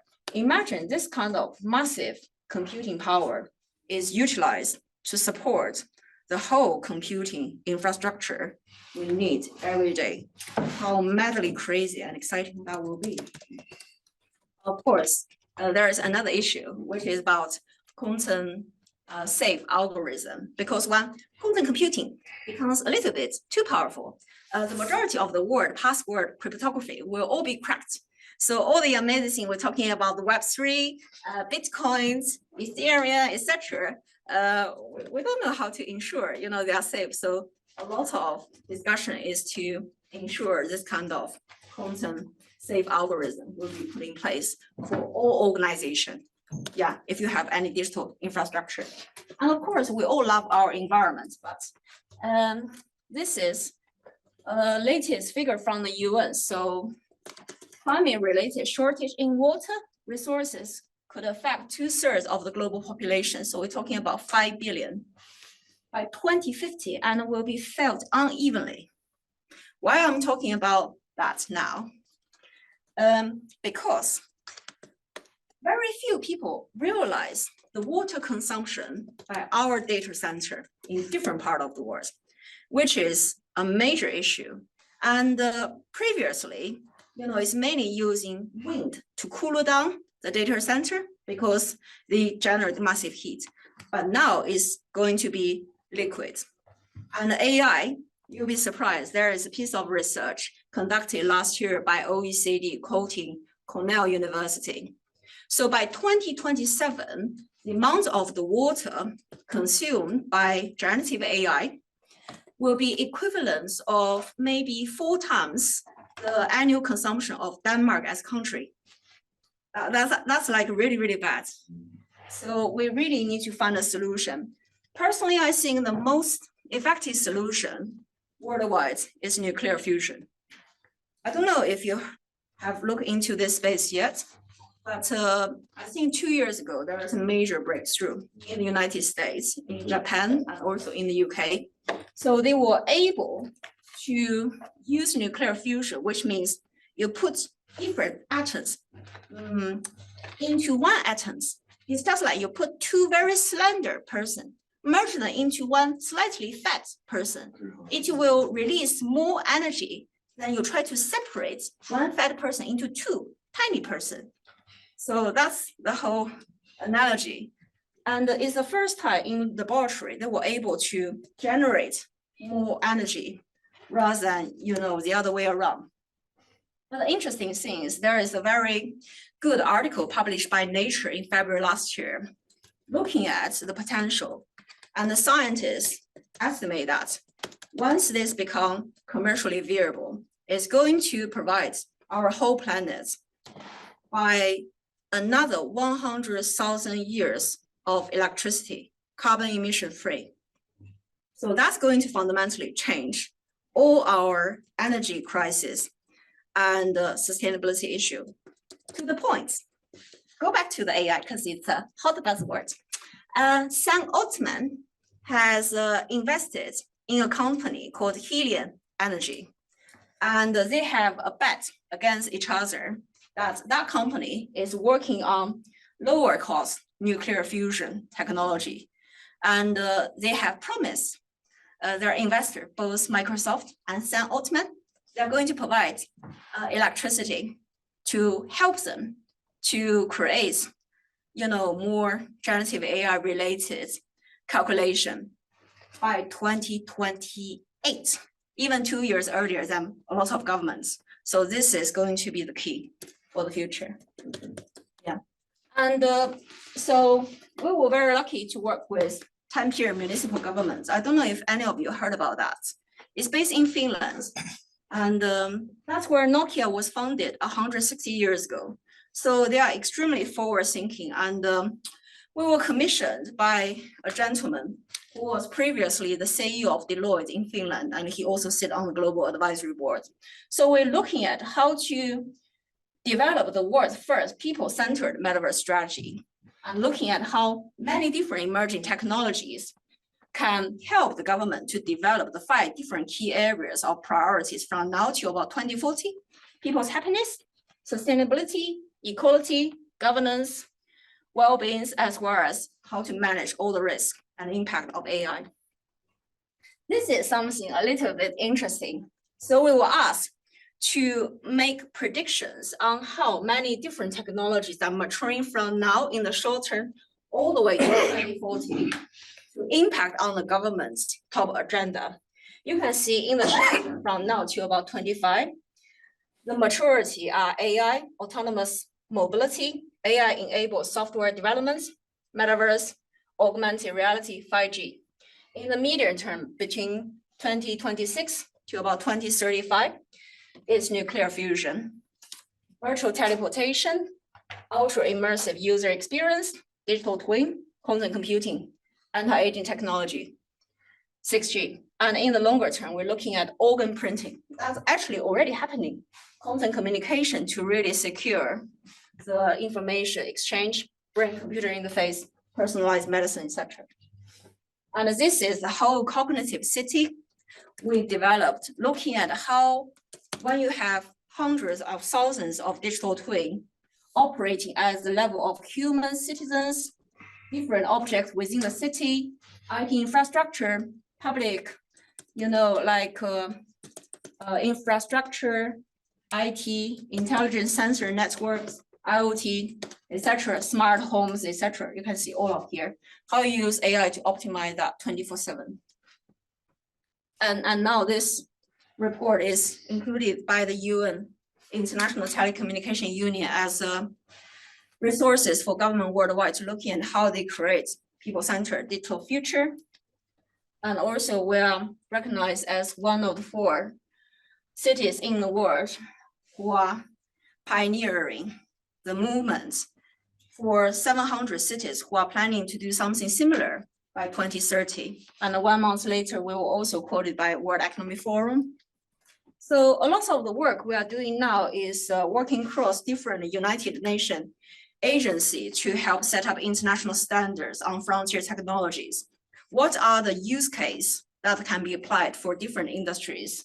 So we're working with international aviation, civil aviation organization based in Montreal, in Canada, on the future of aviation, working with ITU and ISO on standardization, working with World Intellectual Property Organization on how you solve the IP issues of 3D, assets, 3D environments, with UN Tourism on the future of, tourist attractions, women's empowerment, working with UNESCO on the future of training education.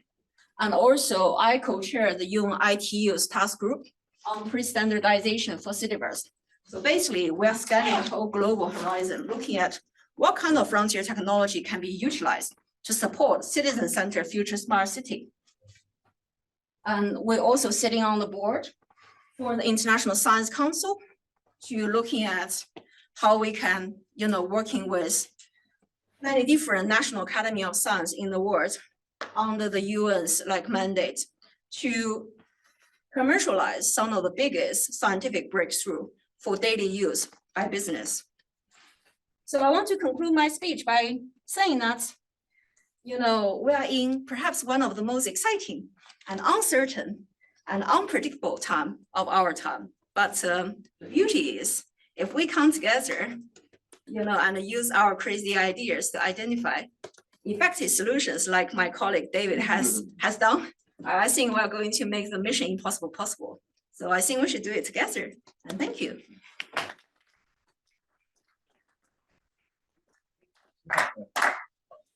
I've let both presenters go on over what would have been their question time because it was so fascinating. I'm blown away. First of all, Roger, do we have any online questions to answer? Because what I was going to suggest was that our speakers sit out here and answer some questions now, and then we go on to network outside. But if that was amazing. I agree with you about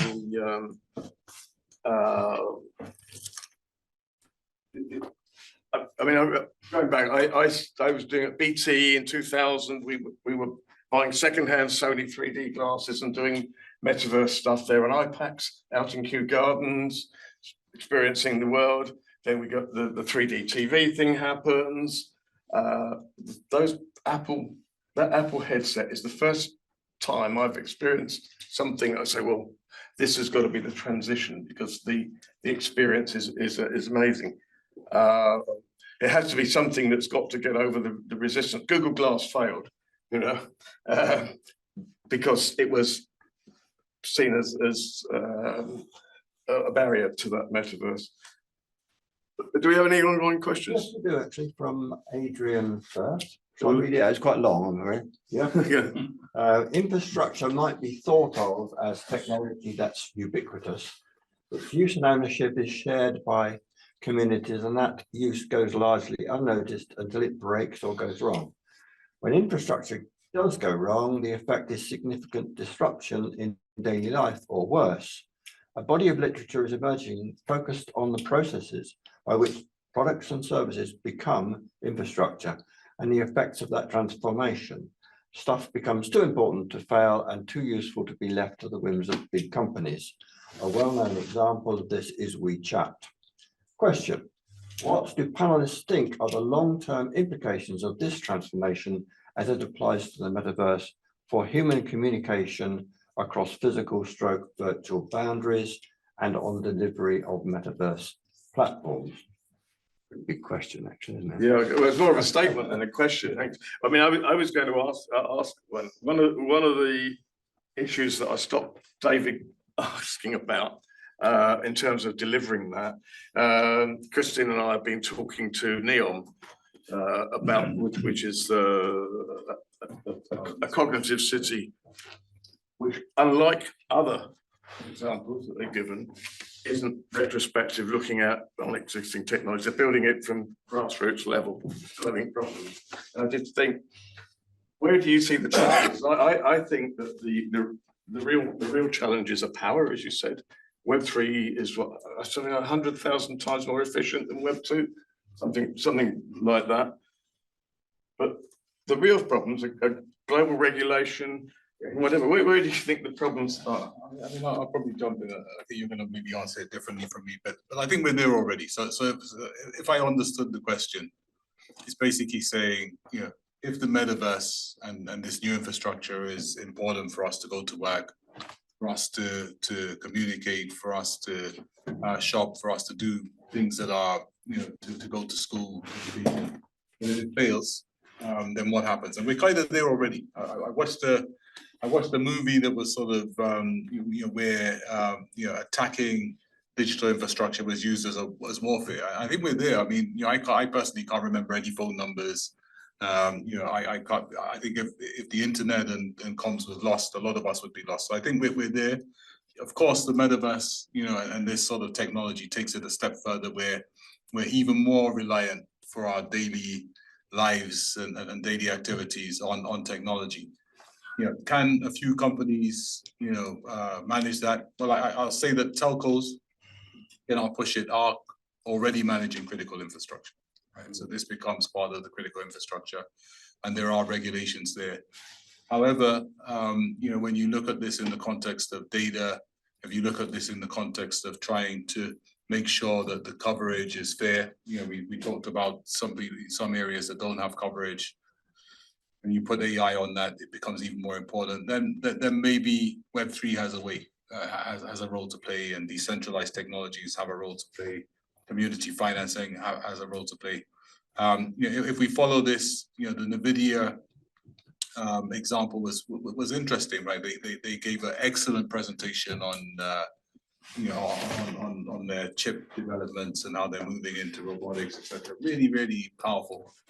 But at the end of it, people may have missed that they spoke about you know, linking data centers to their large language models. So essentially, you'll see a tick box exercise where all of the cloud providers will start moving data into the AI models, and these guys get even bigger.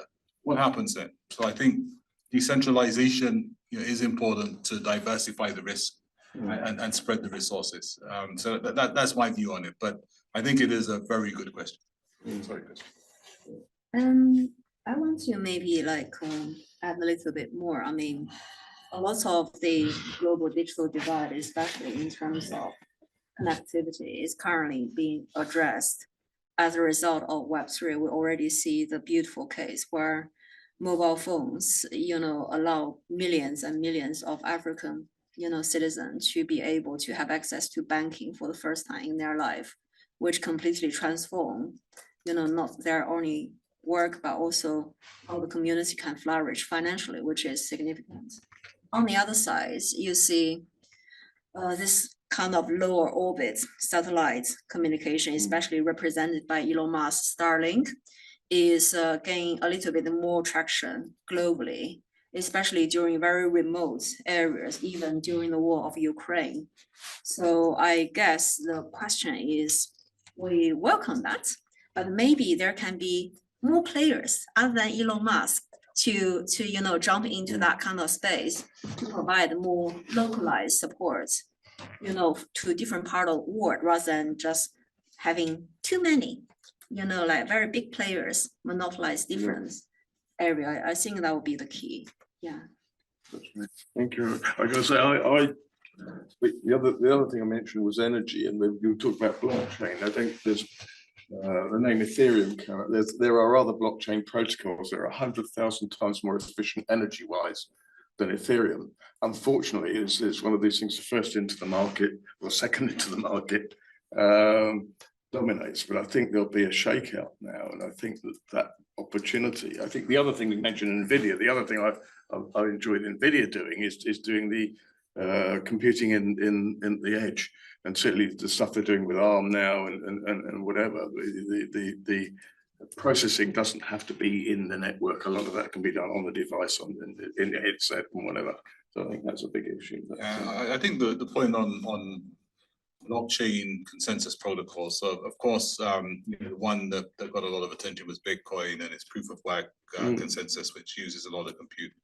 Ethereum did have that. They've now moved to proof of stake, which is a bit more energy efficient. But you've got to look at it in the context of, how much energy is used storing paper, transferring to databases, cloud, duplication. I mean, we're in this world where we're part in the Victorian times, where we lived in this trustless society. And every time you want to apply for something, you got to pull up a utility bill, a passport, et cetera, et cetera. The processes that we have now, 90% of them are based on checking stuff, right? If blockchain can provide trust so that you don't need to check and have paper, et cetera, it will save a lot of energy, right? Because that's what's consuming a lot of things. So I think I don't think it's a linear question, it's more dynamic. It's transparent, it's distributed, it's unique, and it's a transparency. Anybody got any urgent questions? Because there's wine and one more. One hand, one question, and then I think we'll wrap up. Thanks. Hi, Nick Sylvester here. I just have to say to both of you, very inspirational presentations. So I really enjoyed them. One of the things that I noticed, because I used to build out a number of AI type partnerships, maybe 10 or 15 years ago, is that there was an issue between deployment and development. Now, the thing about Christina's slide regarding AI winter, I wanted to kind of work that into the current perspective. Do you think AI regulation may create an AI winter if the deployment by what we're seeing as very large companies consolidating a lot of the, in a way, AI infrastructure going forward, may have deployment issues if we see too many jobs lost, too many jobs changed? And I just want to open that up to you both to see whether or not that could cause a problem in the future with regards to global regulation. My understanding is global regulation, unless every single country in the world will agree on the same kind of AI regulation, there will be opportunities for AI developer to fast track their whole deployment. And that's why the United Nations has set up the high-level advisory board on AI early this year and appointed dozens of top experts in the field to try to drive global consensus in the field to create a truly open, safe, and transparent global digital compact, which is the baby of the current UN Secretary General. And they are having a major conference called the Future Summit in New York in September to try to put that forward after several years of extensive consultation with every single member state as well as the private sector. So hopefully that will really address the issue, but believe it or not, it doesn't matter what the UN says, individual countries will have their own preference and policies moving forward. For example, if you're looking at crypto or Web3 in general around the world, maybe at this moment, one of the most open, jurisdiction is in the Middle East, especially in Dubai. So you see huge floods of talents, investors, and entrepreneurs. They are all going to Dubai or Abu Dhabi because they really give you this kind of flexibility, where in other part of the world, the regulation are probably quite tight, and the business are very pragmatic. Wherever there is opportunity, even it's one small jurisdiction, we're going to go there. Yeah, so that's the kind of, I would say, power play. Yeah. Yeah. Thank you. I think it's been too much. Yeah, I mean, I'll just say something quickly along the same lines, which is that, one of the things about the Metaverse and AI, I think they're linked, is that if this becomes, 1% of global GDP or more with AI, maybe 5% with AI, it becomes something where you need redistribution of income, right? So how do you tax in it? How do you deal with jurisdiction and personal tax authorities? How do you deal with money supply? You have all these tokens in the metaverse. How are you going to control money supply, and do you have inflation, etc.? So basically, there needs to be a way of macroeconomic policy being in there. There needs to be redistribution of income, and of course, where it's affecting jobs and it's affecting people, and so you need to have the ability for governments or somebody to regulate that. How it happens, I don't know, but that needs to be a part of the model. I mean, it's interesting, Christian, sorry, talk about the UN model. In Europe now, we've got a set of regulations that are going through where we have to stand up to the big 4 or 5 on the west coast of the States. Similarly, in the UK, the Get Safe Online stuff in the UK, the new Digital Bills of Lading Act, so we can deliver goods and transparently globally. We've got a good set of regulations going through now. Is whether we have concern even with the UN to stand up to the massive amount of influence that the West Coast guys in the States. I really think unless we do, then it will be the Bezoses and whatever will dictate the economies. And it accelerates with AI and the power of these guys. It will accelerate. So, but I think that it's, I'll do a winding up. We're going to go and drink some. I have been more than I knew it was going to be inspirational. I've been more than delighted with the presentation. So thank you very, very much. You're talking about jurisdiction, and the jurisdiction is only applied to the ecosystem. And we shouldn't forget the whole wider World Wide Web is divided into the clean web, and then the deep web, and then the dark web. So the clean web, which we have access to every day through different search engine, is only 5% of the wider internet. The rest 95% is deep web, it's not always searchable. And among that, there is another roughly 5 to 10%, like a dark web, which is full of criminal activities, etc. So if we are saying the metaverse is going to be the next generation of the 3D immersive internet, we shouldn't only focusing on the 5% we can see. The rest of 95% we also need to engage. That's why it's the same with AI and any other kind of legislation. The legislated part is only a smaller part. There will be a lot of green areas need to be looked at as well. Need to be looked at a UN level and enforced at a UN level. And I think that's where I remember I used to be on the board of EMA, European Identity and Security Association. We had a whole committee looking at identity, and year after year that failed because there was no route of global identity run by the UN. Every country was running it own, and there was no route directory from which everything traps in. I think unless we do that with metaverse stuff, and I like the idea of the phone numbers, we might have that issue. But I'm drying up here. I really would love to thank again. I knew it would be good, but it's inspirational. And I think we're at the start of something rather than looking back at metaverse is dead. No, I think we're at the start of something good. But thank you very much.